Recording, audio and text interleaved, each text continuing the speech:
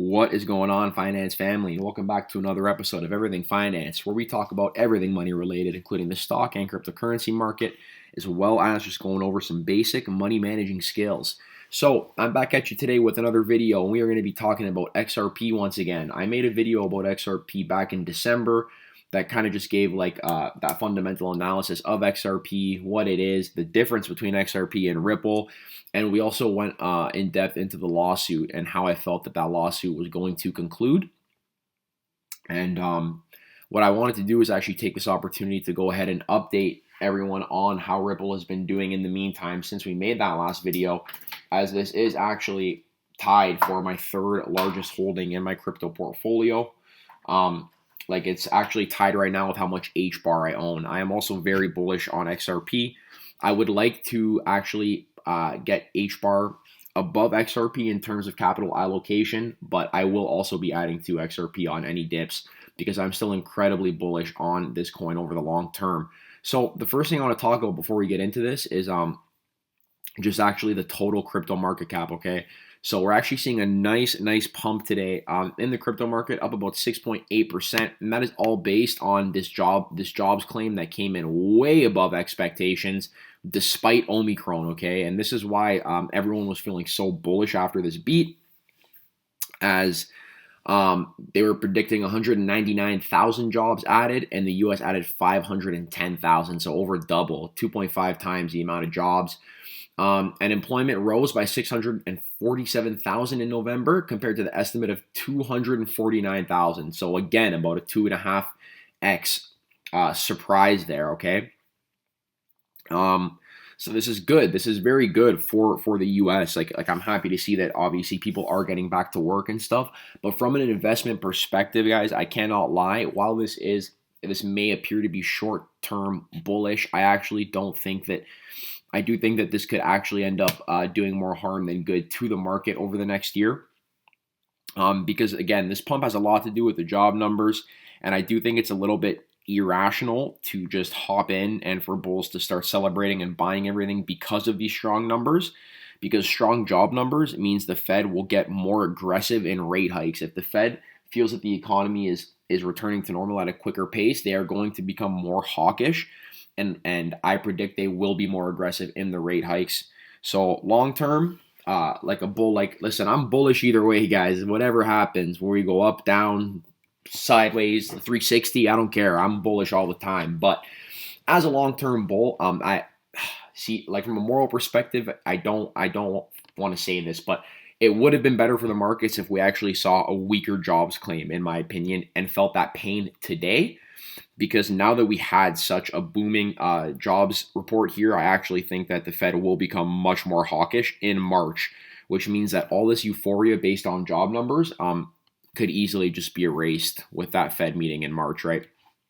And we've talked about that Fed meeting in March a few times on the channel because I expect to see crazy volatility until then, regardless of whatever news comes out. Okay, so we're going to now get into the XRP specific stuff. But actually, before I do that, I just wanted to point out one more thing. Guys, if we look at this chart, I mean, we are still in an uptrend by all means. Like, look at this chart. This is the uptrend that we started over here right before COVID. The COVID crash came and knocked us off course for a little bit, but I mean, we are still respecting this uptrending channel. And actually, we are also getting very close to touching this downtrending channel that we've been respecting ever since our top and on the 11th of November. So I'll be really curious to see, how we move here, but we definitely are hitting some sort of an inflection point in the crypto market.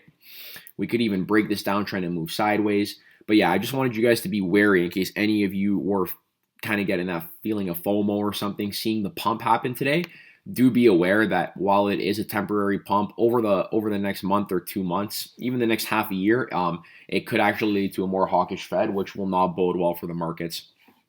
So anyways, getting into the XRP specific stuff now. Before we get into what they've done so far, I just want to reiterate exactly what is XRP and what is Ripple. And we need to make a few things clear so that you understand the foundations of this video. So first of all, there are 3 things you need to know. You need to understand the difference between XRP, Ripple, the company, and Ripple Net, okay? So XRP is the currency that runs on a digital payment platform called Ripple Net, which is on top of a distributed ledger database called the XRP ledger, okay? RippleNet is run by a company called Ripple.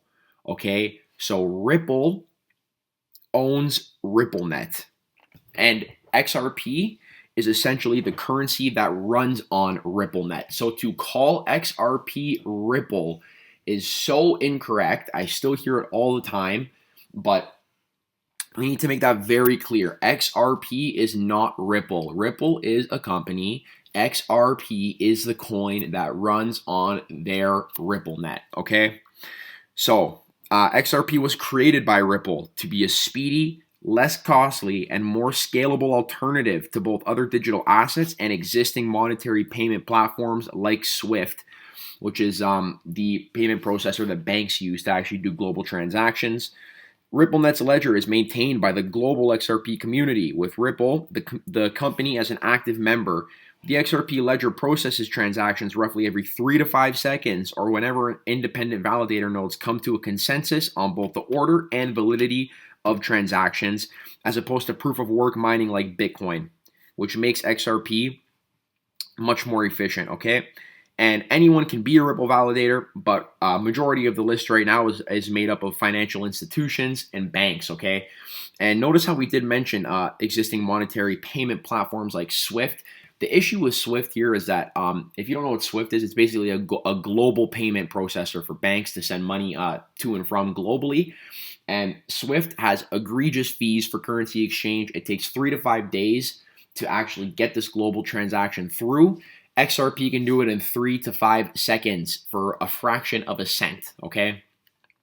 So if you think that banks are not foaming at the mouth to get their hands all over this technology and save themselves more money, I think you would be mistaken. And that is why I am very bullish on XRP overall.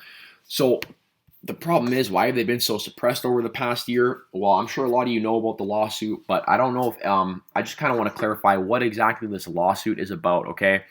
So basically, they're being sued under the basis of raising funds beginning in 2013 through the sale of XRP in an unregistered securities offering to investors in the US and worldwide.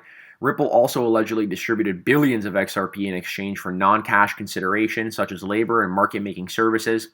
According to the complaint, in addition to structuring and promoting the XRP sales used to finance the company's business, the two involved also affected personal unregistered sales of XRP totaling approximately $600 million. The complaint alleges that the defendants failed to register their offers and sales of XRP or satisfy any exemption from registration in violation of the registration provisions of federal security laws, okay?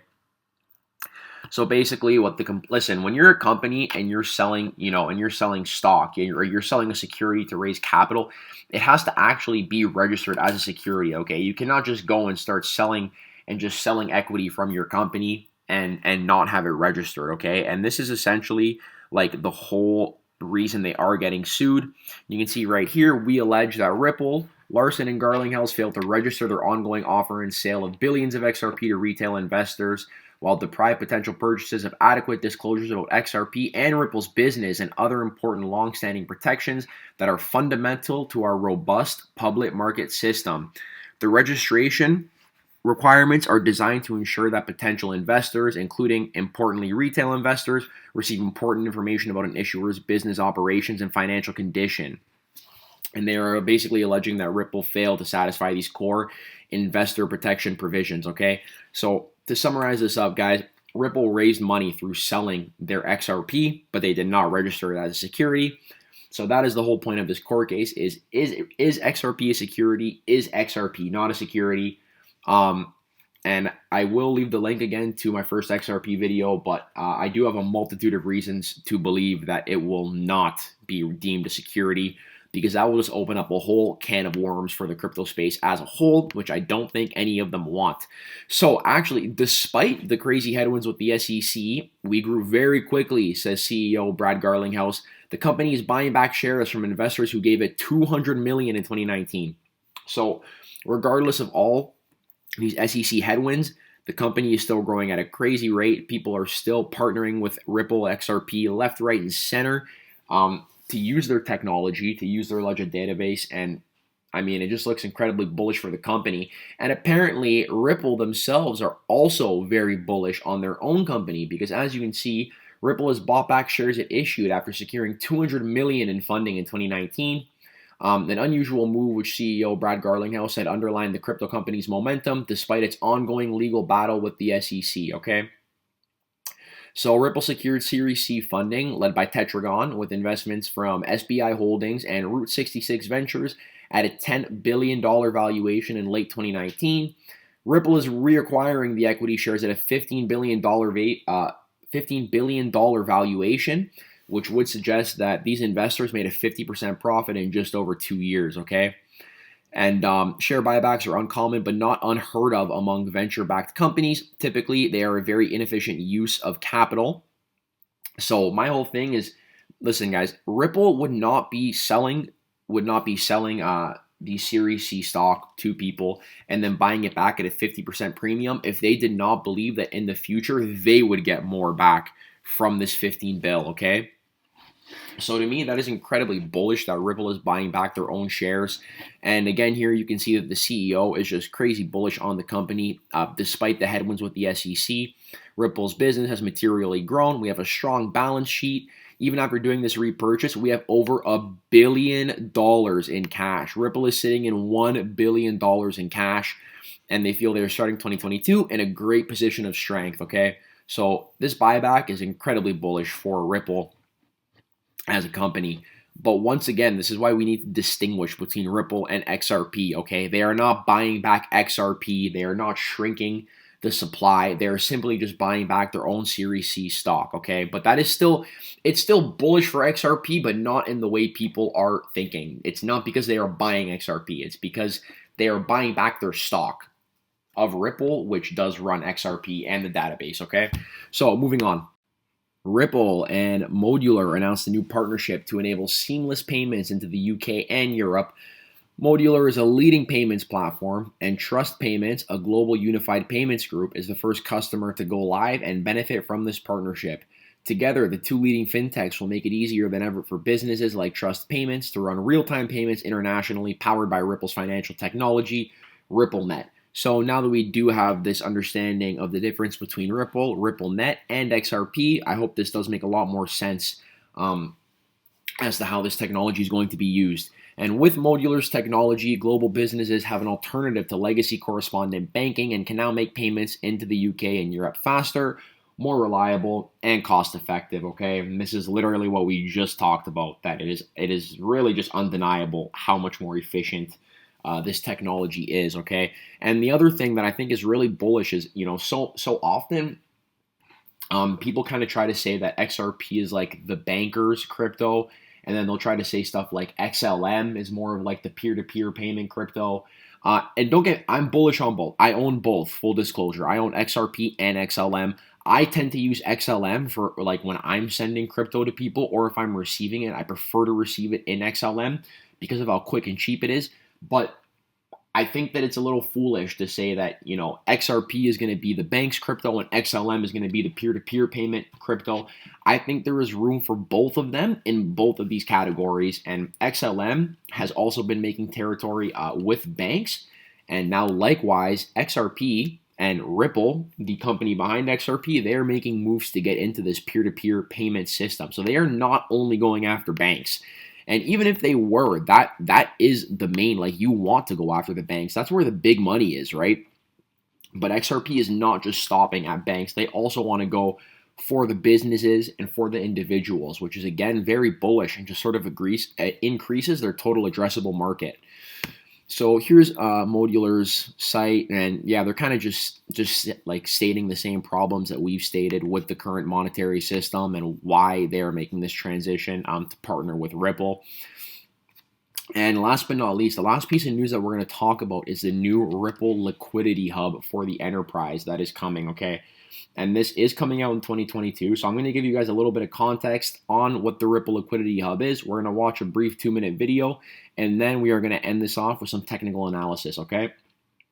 So while there are many exchanges supporting liquidity through the consumer trading of digital assets, a true crypto-first world will remain elusive without enterprise participation. To enable this, today we revealed plans for Ripple Liquidity Hub, a groundbreaking new way for enterprises to easily and efficiently source digital assets from the broader crypto market. As a crypto liquidity platform built for the enterprise, it will unleash the potential to access deep liquidity within markets, accelerating the shift to crypto. Designed as a turnkey solution for financial institutions, Ripple Liquidity Hub will leverage smart order routing to source digital assets at optimized prices from market makers, exchanges, and OTC desks. Enterprises will use Ripple Liquidity Hub to easily and seamlessly provide their end customers with the ability to buy, sell, and hold digital assets at the best possible prices across a range of venues. Ripple Liquidity Hub will uniquely solve for the specific pain points of enterprise customers, avoiding long and resource-heavy integrations through a streamlined API, and unlike most other offerings, eliminating pre-funding requirements in order to free up working capital. And while the XRP ledger and XRP are and will remain a native part of our tech stack, we at Ripple believe that achieving interoperability is key to unlocking crypto's true potential.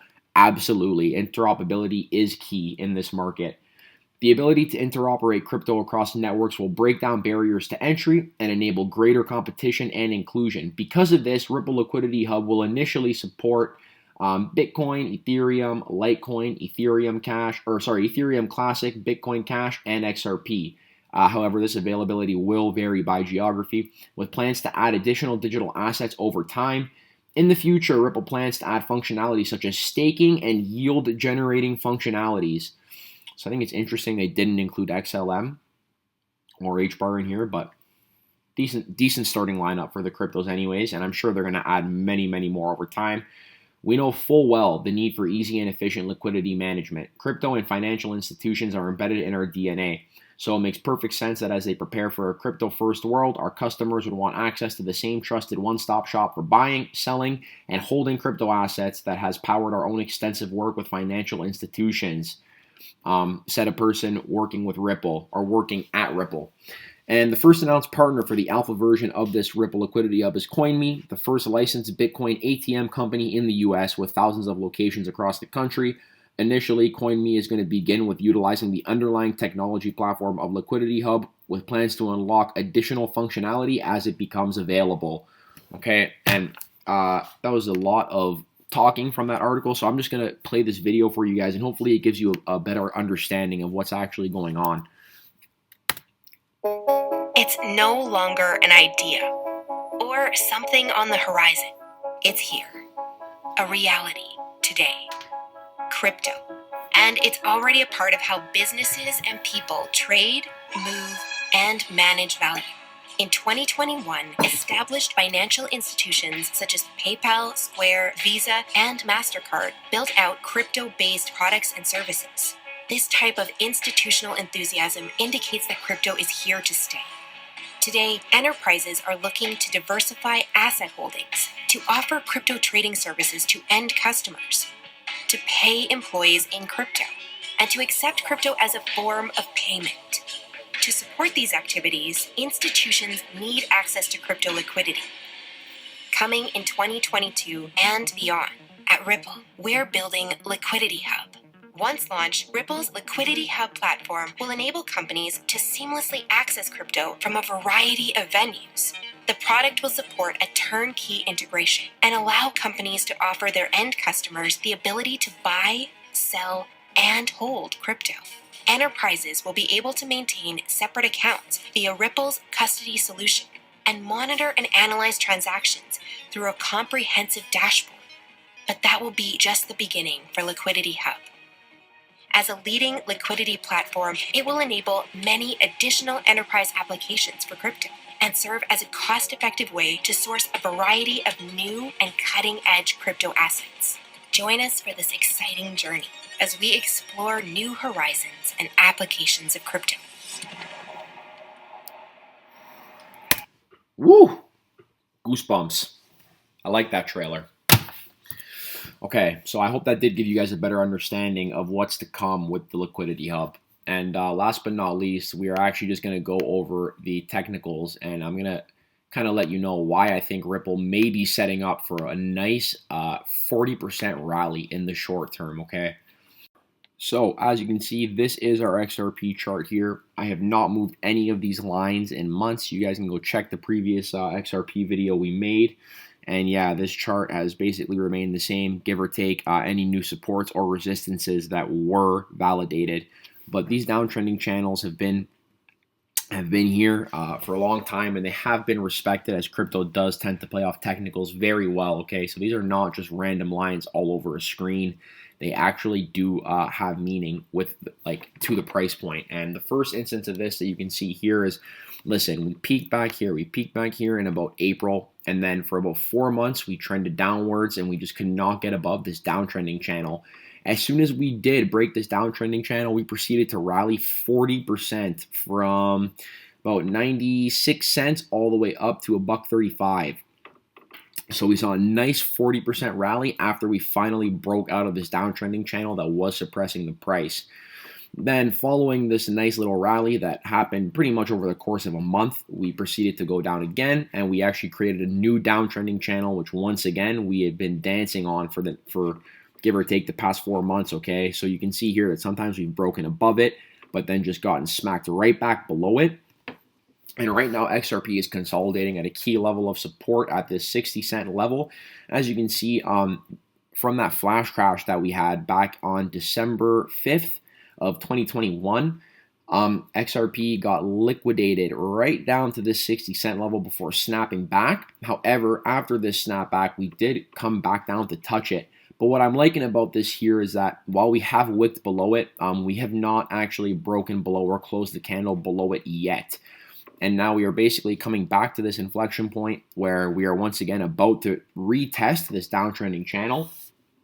And provided that there is not, any overall crypto bearish news or another mass liquidation, I do feel that the odds of us actually breaking out of this downtrending channel are very strong after this, give or take 4 months of consolidation, very similarly to what we had here. And if we were to go ahead and actually follow what happened last year, that would mean a nice 40% rally for XRP moving forward once we've actually broken out and closed above a candle above this downtrending channel. And that would pretty much give us a nice move from about, let's say, 65 cents all the way to 91 cents. And the reason, again, that this level is so strong is because if we did actually break out here, we would be breaking out on multiple technical patterns that I do think make it very likely for us to see that rally, okay? And the first reason being that if we break out above this downtrending channel and we do replicate that 40% rally, that would peg, first of all, it would peg our first resistance at 77 cents, aligned with this moving average. But if we do replicate this 40% move, that would peg our second resistance at that 91 cent level, which is once again aligned with this moving average. And I feel that that would act as a very strong level of resistance. So personally, that's what I'm watching for. I just wanted to bring this video to your guys' attention now, as we are sort of approaching that inflection point where it is going to go either one way or the other. But I do hope that you guys sort of enjoyed this update on XRP. I hope if you were a little confused on the difference between XRP and Ripple, or if there was just anything that you needed clarity on, I hope you got it in this video. If you did, I would really appreciate a subscription, a like, whatever it is. I'm just trying to get this content out there to help as many people as possible, to reach as many people as I can, and try and build an awesome community of long-term investors. So with that said, it's the weekend. Enjoy it. Spend some time with loved ones. Guys, take care of yourself. Stay safe, stay healthy, and I'll catch you in the next one. Peace out.